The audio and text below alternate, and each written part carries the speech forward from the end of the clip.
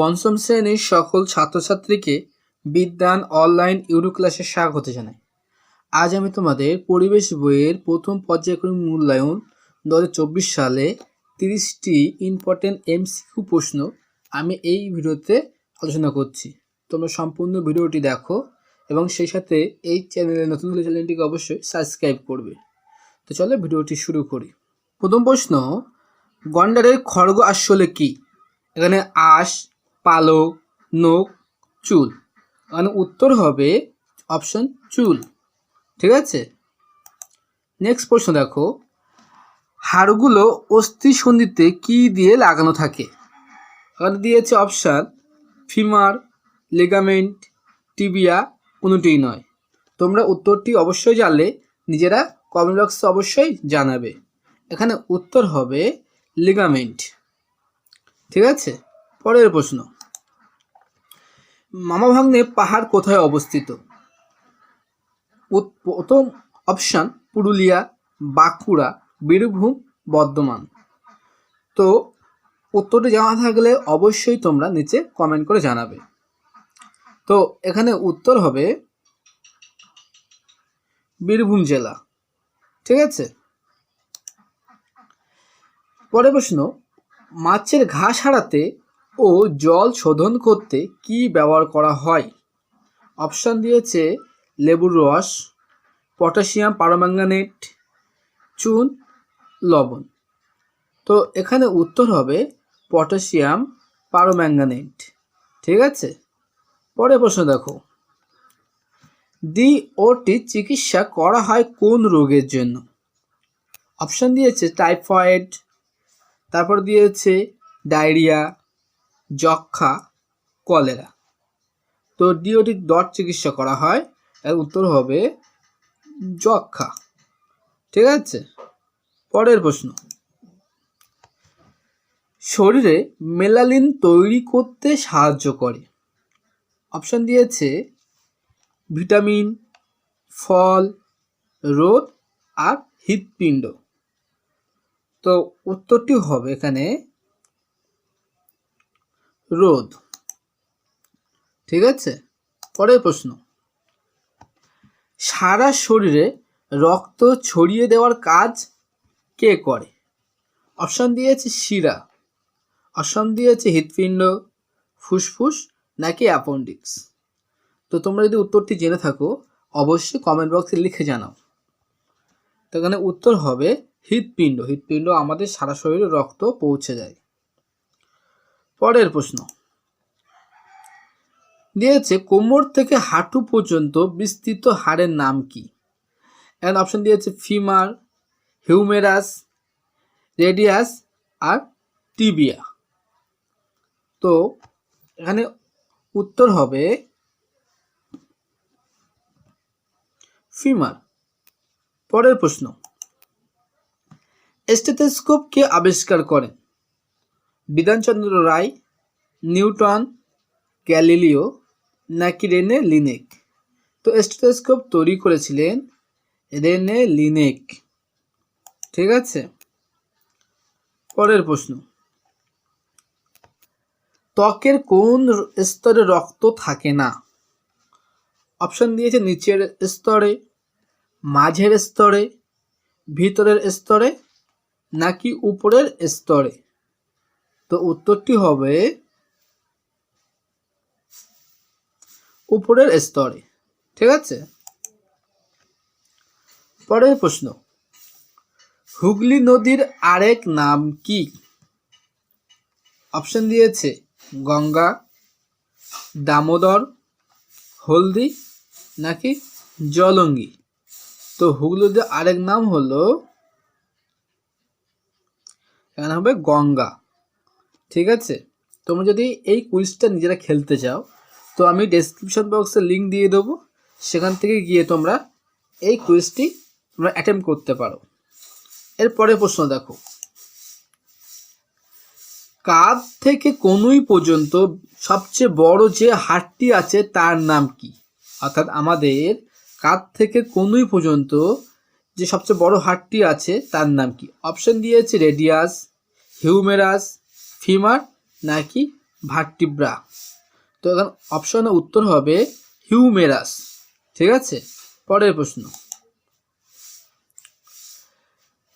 ত্বকের কটা স্তর আছে?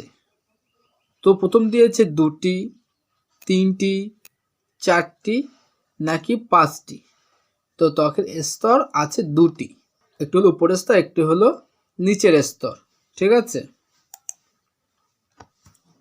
পরের প্রশ্ন, আমাদের শরীরের বর্ম কোনটি?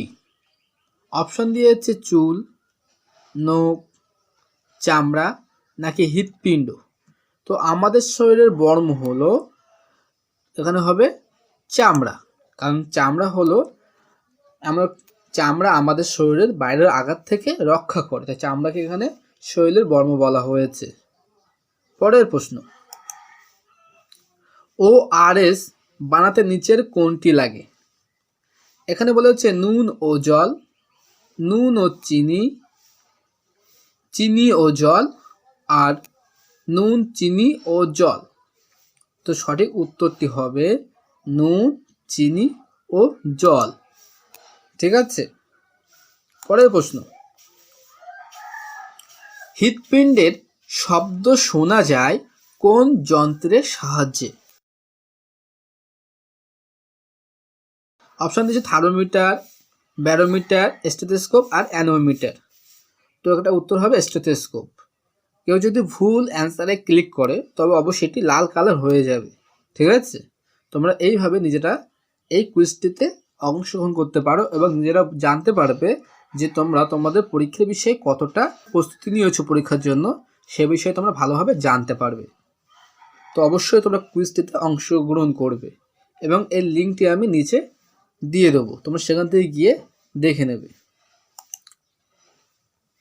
পরের প্রশ্ন, অস্থি মজবুত করার জন্য কোনটি দরকার পড়ে? এখানে অস্থি মানে হাড় মজবুত করতে কোনটি দরকার? এখানে ম্যাগনেসিয়াম নাকি ক্যালসিয়াম নাকি জল নাকি লবণ। তো এখানে উত্তর হবে ক্যালসিয়াম। ঠিক আছে, পরের প্রশ্নটি দেখো, কোন ধরনের মাটিতে বালির কণা কাদার কণার চেয়ে বড়? অর্থাৎ কোন মাটিতে কি হয়, মানে বালির কণা থেকে কাদার কণা সবচেয়ে বেশি? এখানে এঁটেল মাটি, বেলে মাটি, দোআঁশ মাটি নাকি কালো মাটি। তো এখানে উত্তর হবে বেলে মাটি। এখানে কি বালির কণা সবচেয়ে বড় হয় এবং কাদার কণা সবচেয়ে ছোট হয়। ঠিক আছে, পরের প্রশ্ন, একটি রাসায়নিক সারের নাম হলো কম্পোস্ট, ফসফেট নাকি গোবর আর নাকি লোহা। এর মধ্যে কোনটি রাসায়নিক সার? এখানে উত্তর হবে ফসফেট। ফসফেট হলো একটি রাসায়নিক সার। ঠিক আছে, পরের প্রশ্ন, এবং তোমরা যখনই সঠিক উত্তরে ক্লিক করবে এখানে তোমাদের স্কোর অবশ্যই বাড়বে। ঠিক আছে, পরের প্রশ্ন, নিচের এই অপশানগুলোর ভেতরে মাটির সজীব জৈব উপাদান কোনটি? অপশান দিয়েছে পিঁপড়ে, ইঁদুর, কেঁচো নাকি যোগ। তো মাটির সজীব উপাদান হলো এখানে কেঁচো। ঠিক আছে, পরের প্রশ্ন, চামড়ার রং কালো হয় কেন? অপশন দিয়েছে মেলানিন থাকার জন্য, অতিবেগুনি রশ্মির জন্য, হৃৎপিণ্ডের জন্য নাকি ভিটামিনের জন্য। তো চামড়ার রং কালো হয় আমাদের মেলানিন থাকার জন্য। বোঝা গেল? নেক্সট প্রশ্ন, ত্বকে রোদ লাগলে কোন ভিটামিন তৈরি হয়? Vitamin A, vitamin B, vitamin C নাকি ভিটামিন ডি। তো ত্বকে রোদ লাগলে আমাদের ভিটামিন ডি তৈরি হয়। অপশন হবে 4 নম্বরটা, অপশন ডি। ঠিক আছে, এবার নেক্সট কোশ্চেন দেখো, পশ্চিমবঙ্গের সর্বোচ্চ শৃঙ্গের নাম কি? অপশন দিয়েছে গোর্গাবুরু, সান্দাকফু, কাঞ্চনজঙ্ঘা আর হিমালয়। তো এখানে উত্তরটি হবে সান্দাকফু। ঠিক আছে, পরের প্রশ্ন, সাহেববাদ কোন জেলায় অবস্থিত? পুরুলিয়া, বাঁকুড়া, হুগলি নাকি বর্ধমান জেলায় সাহেববাদ অবস্থিত? তো সঠিক উত্তর তোমরা যদি জেনে থাকো অবশ্যই কমেন্ট বক্সে লিখে জানাবে। তো এখানে উত্তরটি হবে পুরুলিয়া। পরের প্রশ্ন, পুরুলিয়া জেলার বিখ্যাত জলাভূমির নাম কি? অপশন দিয়েছে রসিকবিল, সাঁতরাগাছি ঝিল, সাহেববাদ নাকি রসিকবাদ। তো পুরুলিয়া জেলার বিখ্যাত জলাভূমির নাম হলো এখানে সাহেববাদ। ঠিক আছে, পরের প্রশ্নটি দেখো, কোন প্রাণীর দেহ অধিকাংশই পেশি দ্বারা গঠিত? তো এখানে অপশন দিয়েছে বাঘ, মানুষ, পাখি নাকি কেঁচো। তো কোন প্রাণীর দেহ অধিকাংশ পেশি দ্বারা গঠিত, সেটি হলো এখানে কেঁচো। ঠিক আছে, পরের প্রশ্ন, সজারুর গায়ে কি থাকে? শক্ত খাড়া লোম, জমাট বাঁধা চুল, শক্ত কাঁটা নাকি পালক। তো সজারুর গায়ে কি থাকে? এখানে শক্ত কাঁটা থাকে। ঠিক আছে, এই অপশন বলা ভুল হয়ে গেছে, শক্ত খাড়া লোম। তো সজারুর গায়ে থাকে শক্ত খাড়া লোম। যদি আমি ভুল উত্তরে ক্লিক করি তবে অবশ্যই এটি লাল হয়ে দেখাবে। ঠিক আছে, পরের প্রশ্নটি দেখো, একজন প্রাপ্তবয়স্ক মানুষের দেহ কয়টি হাড় থাকে? এখানে অপশন দিয়েছে 200টি, 206টি, 250টি নাকি 300টি। তো একজন প্রাপ্তবয়স্ক মানুষের দেহে হাড় থাকে 206টি, এটি হলো উত্তর। পরের প্রশ্ন দেখো, কলকাতার জলাভূমি কোন নদীর অংশ? বিদ্যাধরী, মাতলা, গোদাবরী নাকি কাবেরী। তো কলকাতার জলাভূমি হলো এখানে বিদ্যাধরী নদীর অংশ। ঠিক আছে, পরের প্রশ্ন, এবং এটি তোমাদের শেষ প্রশ্ন, সাঁতরাগাছি ঝিল কোথায় অবস্থিত? হাওড়া, মেদিনীপুর, কোচবিহার নাকি পুরুলিয়া। তো সঠিক এখানে উত্তরটি হবে সাঁতরাগাছি ঝিল হাওড়া জেলায় অবস্থিত। ঠিক আছে, এবার তোমরা যে প্রশ্নগুলো অ্যান্সার দিয়েছো, যদি তোমরা কুইজটিতে অংশ নাও তবে তোমরা দেখতে পাবে এক সাইডে সি ইউর রেজাল্ট আর নেক্সট কোশ্চেন। ঠিক আছে, তো এখানে যদি তোমরা রেজাল্ট লিখতে চাও তবে তোমরা কি করতে পারো, এই সি ইউর রেজাল্টে ক্লিক করতে পারো এবং নেক্সট কোশ্চেন করলে আবার প্রথম থেকে শুরু হবে। তো সি ইউর রেজাল্ট দেখো, এখানে তুমি কতটি অ্যাটেম্প্ট করেছো এখানে দেখিয়ে দেবে। টোটাল কোশ্চেন কটি ছিল, তুমি কটি অ্যাটেম্প্ট করেছো, কটি ঠিক করেছো আর কটি ভুল করেছো, সমস্ত কিছু এখানে দিয়ে দেবে এবং পার্সেন্টেজও এখানে দিয়ে দেবে যে তুমি এত পার্সেন্ট অংশগ্রহণ করেছো। ঠিক আছে, তাহলে ভিডিওটি এই পর্যন্ত। ভিডিওটি সম্পর্কে কোনো মতামত থাকলে অবশ্যই তোমরা কমেন্ট বক্সে অবশ্যই লিখে জানাবে।